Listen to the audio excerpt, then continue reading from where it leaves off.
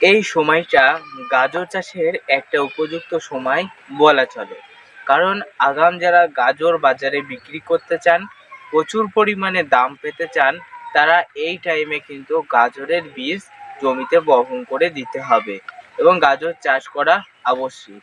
তাই বন্ধু, এই টাইমে তুমি গাজর চাষ কিভাবে করবে, কোন সারটা তুমি চুজ করবে, সমস্তটাই আমি আলোচনা করে দেবো। গাজর চাষের ক্ষেত্রে বিশেষ করে আমাদের বর্ষাকালীন ক্ষেত্রে ধ্যান দিতে হবে, কারণ গাজরের 1 কেজি গাজরের বর্ষাকালীন ক্ষেত্রে অর্থাৎ এই যদি এখন বপন করতে পারি 2 থেকে 2.5 মাসের ভিতরে হবে। এটা কিন্তু সেপ্টেম্বর মাস, অক্টোবর, নভেম্বর এবং নভেম্বর মাসের শেষের দিকে এবং ডিসেম্বর মাসের ফার্স্টের দিকে কিন্তু আমরা গাজর তুলতে পারবো।